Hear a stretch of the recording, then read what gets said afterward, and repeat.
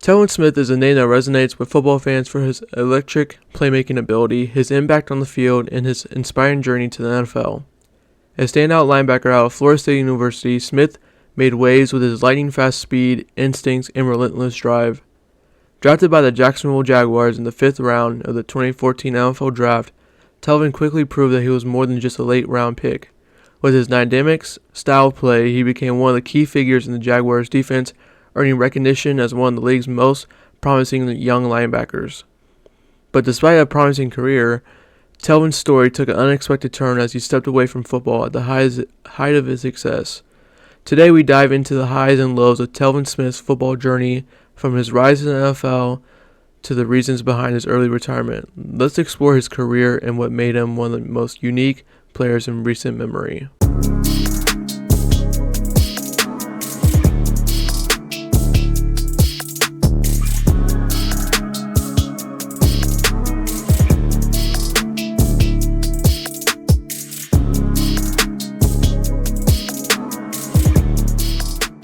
Before I talk about what's going on right now, let's talk about what led up to this.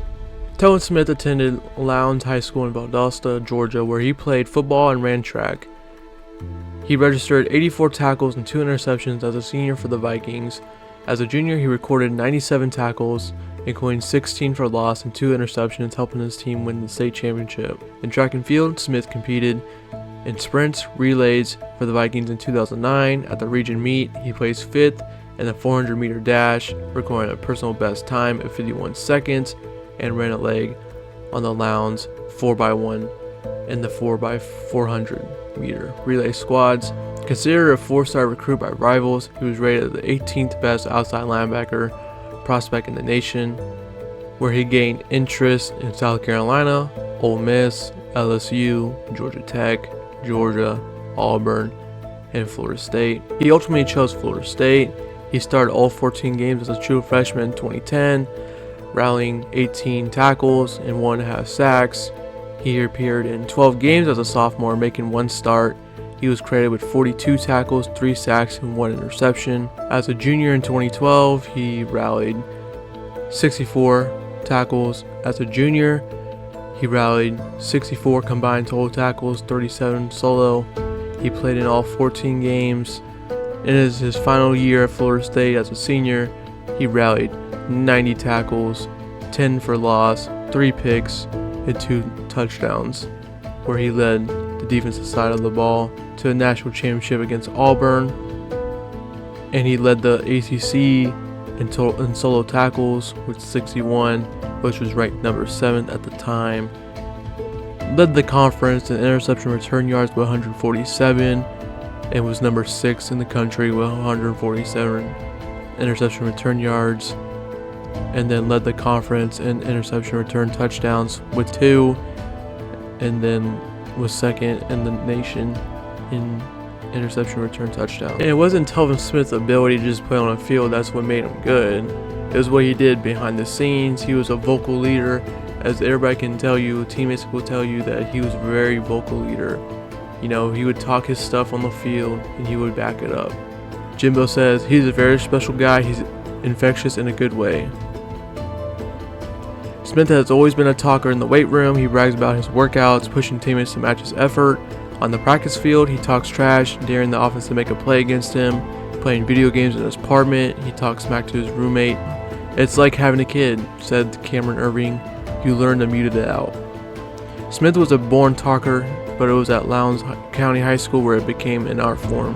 There he played on the same defense with Demps, Tyler Hunter, and Greg Reed, 4 teammates who would go on to define the culture in Florida State's locker room.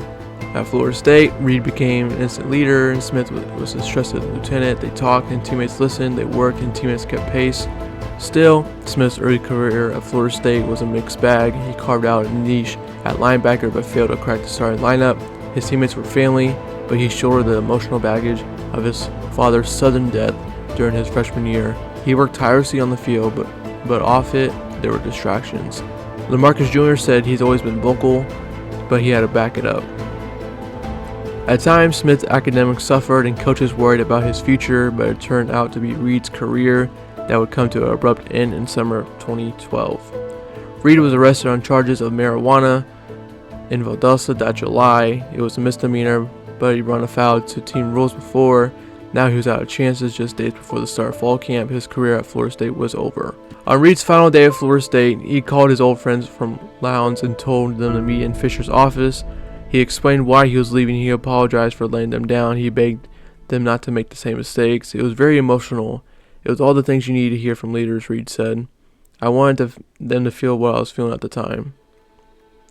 Reed was dazed, but Smith was crushed. They played together since they were kids. Smith got his start on teams coached by Reed's parents. We never expected to get this far. We never expected to be watched by thousands or millions of people, Smith said. But in a snap of a finger, it was all taken away. Smith dedicated himself to school and football. The nights out of the club disappeared. The nights with his nose in the textbook took precedent.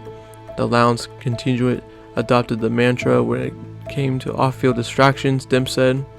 If you got to think about it too much, you don't need to do it. Losing Reed warned Smith. His teammates noticed, but a few weeks into the 2012 season, Smith called a team meeting to clear the air. There were things he'd done in the past, he said. He wasn't going to do those things anymore. There were jobs he neglected before, but he swore they'd be a priority now. The opportunity he had at Florida State was rare, and he promised never to take it for granted. Telvin said that he had to step up and be a leader, and not only talk about it, but show them that, okay, I'm willing to do this, lay all this aside, and I'm willing to take it in this far if you are willing to follow me. And they did. How could they not? Smith sells his philosophy with confident swagger on a TV pinchman, convincing his audience that they would simply live without it. That comes easy now because he truly believes every word of it. LaMarcus said he's doing what he's screaming on the rooftops and everybody's following. He's living by every word he speaks. I think about Greg and that he wishes he could be out there, Smith said. I think about what my dad would do if he was out here watching me. That influenced me and makes me say it's time to take advantage of what you got right now and the people that surround you, affect him in a positive way. I think about all the factors of my life and let it go on the field. His teammates loved him, his coaches loved him, the fans loved him. As a Florida State fan myself, I loved him. The physicality he brought, the energy he brought. He was a leader. He talked his stuff and he could back it up. And that's what we all loved about him. And we were all excited that he got drafted in the NFL by the Jaguars. Telvin Smith was drafted 2014, 5th round, 144 pick to the Jaguars. As you can see right here, he played in all 16 games, 104 total tackles, 72 solo, 2 sacks, 1 forced fumble, 1 pick. Next year, he played in 14 games, 128 tackles, 99 solo, 2.5 sacks, 2 forced fumbles, 1 pick. Then 2016, he played all 16 games, 118 total tackles, 98 solo tackles, 20 assists, 1 sack, 1 fumble recovery, 2 picks.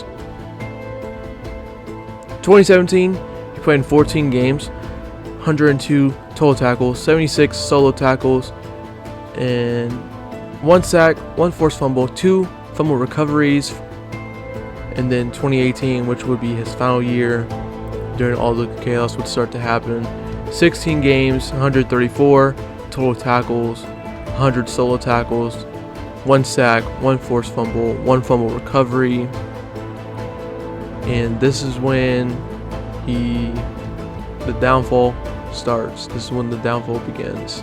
He had a good career, but his personal life was getting in the way of his football life. What you need to know about Telvin Smith, he's a very, introvert when it comes to his life, his social media life. During this time, it was very close. He didn't want anybody to know anything about him or just, what he was doing. But on May 9th, 2019, Telvin announced on Instagram that he would not be playing football during the 2019 season, citing that he needs to get his world in order. He was placed on the team's reserve/retire list on July 24th, 2019.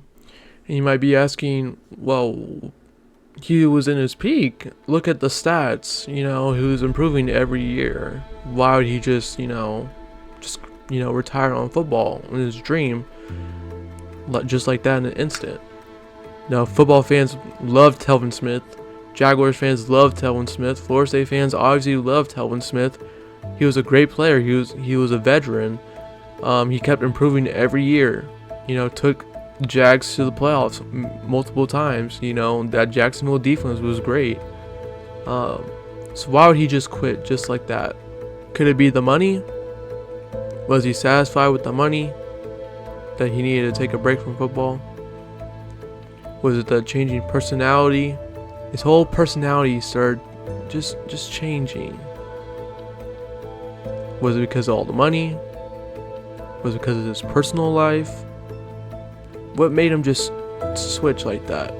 And from my research, I looked up here. It says right here, the truth is Smith changed significantly in the past 18 months once the Jaguars gave him a 4-year, $45 million extension in October 2017. He became less engaging with people and took on what somewhat of an arrogant tone with the media. Smith was no longer the player who came in the NFL with a gregarious disposition and enjoyed the limelight, but started acting more entitled. It was more of a disappointment transformation, but at the time no one imagined a downfall of this magnitude. It's one thing for a veteran player to be less approachable than what he was during his formative NFL years, but it's quite another to leave the game in top physical condition at age 28, forfeiting $9 million in salary in 2019, and then start showing up on police blotters for assorted suspicious behavior. So like I said, was it the money or was it his personal life that got in his way? But according to his teammates and coaches, he completely went silent. Defensive tackle Calais Campbell said Friday he is worried about linebacker Telvin Smith, but has not heard from him in a month. The defensive captain acknowledged that he had received a few text exchanges from Smith earlier this season, but nothing since October. He texted a couple times during the season. Campbell said it was a small conversation. I don't know what's going on over there, man, but I wish him well. But throughout the silence, throughout the no contact, no text, no phone calls, police were called to Smith's home on November 27, 2019 to execute a search warrant. News footage shot from 2 TV news helicopters for Action News and News for Jax showed Jacksonville Sheriff Office cruisers in an evidence van at Smith's home in Queen Harbor, a gated community located off of Atlantic Boulevard, just west of the Intracoastal Waterway. Smith was not seen on the footage. The sheriff's office has yet to respond to a request by the Times Union for a comment or incident report. A recent speeding ticket issued to Smith matched the Escalade that he was driving at the time.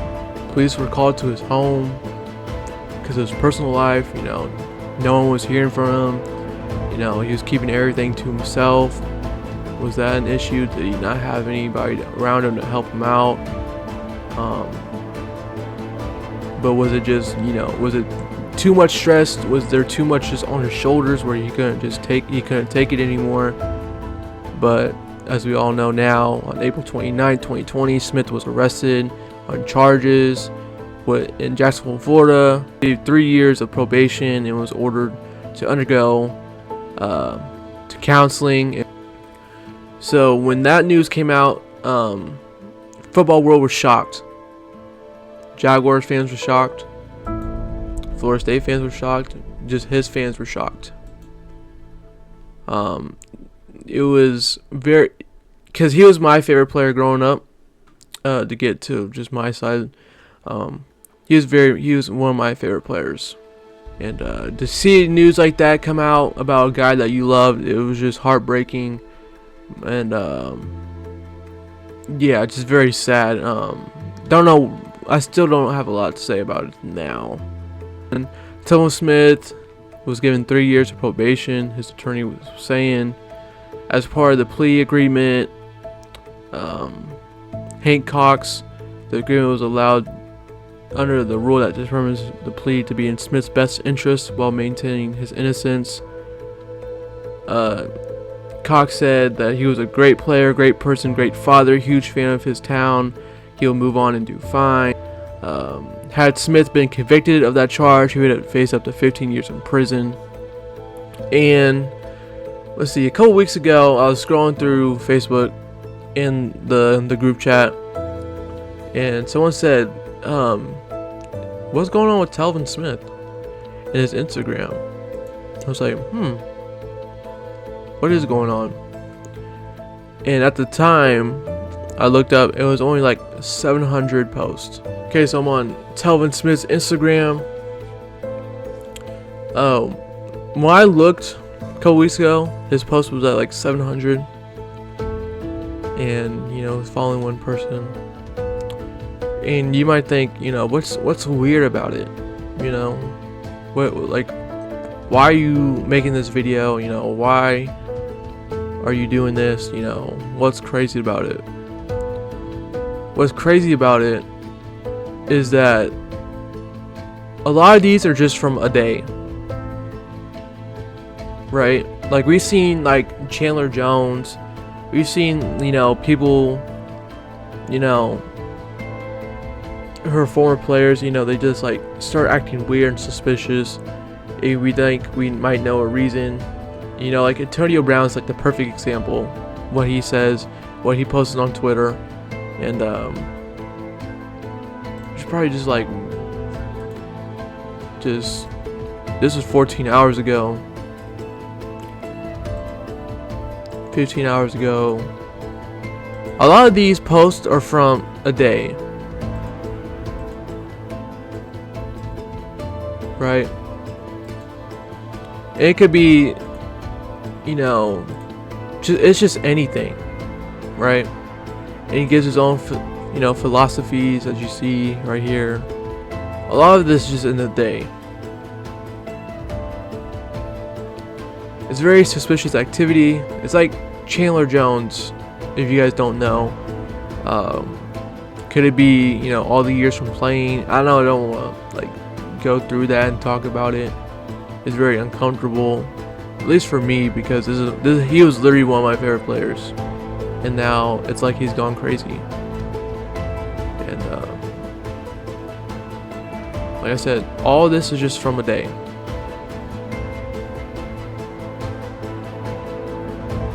It's just him sitting in his car, him in, you know, a place, you know, just suspicious, weird activity.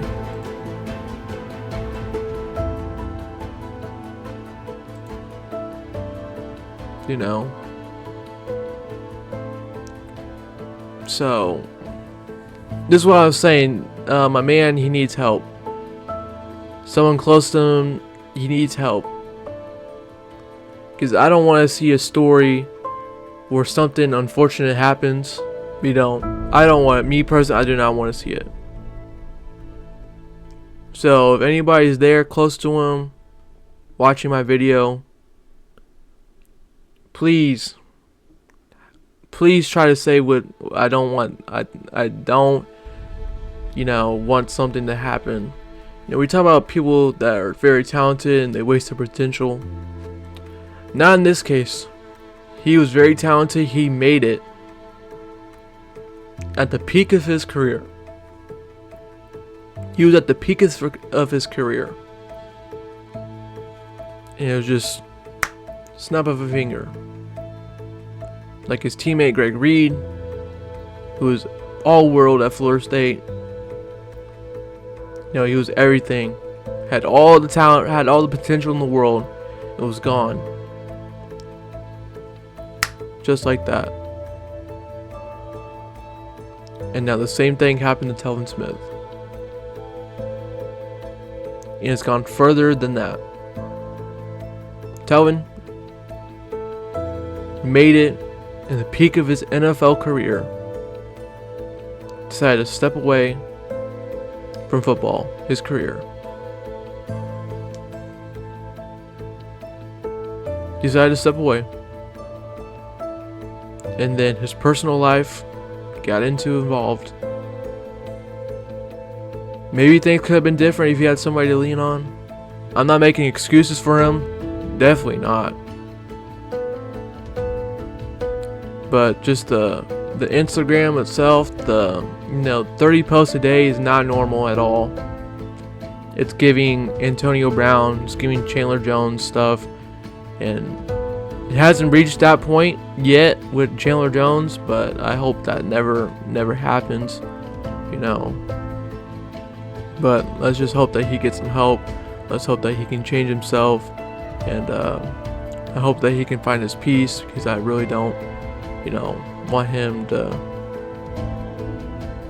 you know, like, yeah, I don't want him to be in another story. I hope he can find his peace. But thank you guys for watching. Please like, share, and subscribe. I know this was like out of the blue, but thank you guys if you're still watching, and please like, share, subscribe. Yeah, thank you guys, and peace out.